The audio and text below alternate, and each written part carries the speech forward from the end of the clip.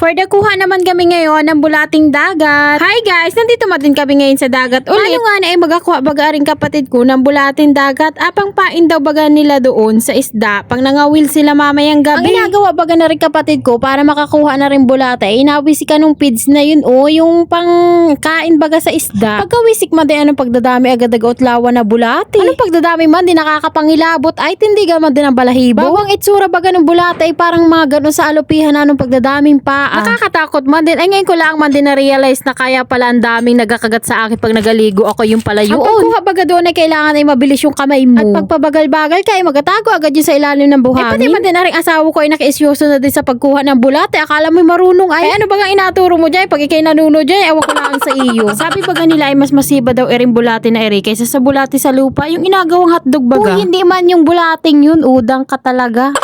Paano pag nilagay daw sa kawila, hindi pa inalaglag sa tubig, ay may mga isda na agad na mga nag-outlawan. Eh pakiwari ko inarudila ang wari ako na rin mga ere. Ay ano pagagaling man din maghuli na rin kapatid ko. Pati paluswari walang ligtas sa bilis ng kamay na rin. Ay upo tayo man din ang ginagawa ng pagsasakit wari sa likod na nun. Oo, pati man din mga bata akala mo nung pagagaling maghuli, hindi naman marunong. Nagapasaway la ang wari aring mga udong na ari ay. Bali rin naman din yung mga nakuhang bulate ng kapatid ko nung pagdadami. Bago nagaiba-iba baga ng kulay, parang Christmas light. Bago baga habang nagalakad kami, may nakita kaming lapu-lapu ari nung paglalaki na rin. Nung sarap sana ng sabawan kung hindi lang bulok. Patay gutom yarn.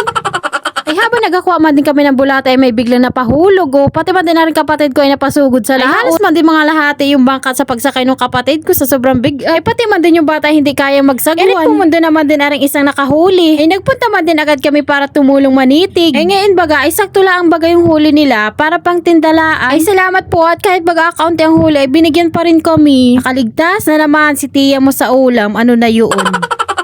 Salamat po sa isang tabong kabahagi. Mauwi na kami. Yun lang po for today's video. Bye! Thank you for watching guys. Love you. Mwah, mwah, mwah, mwah, mwah.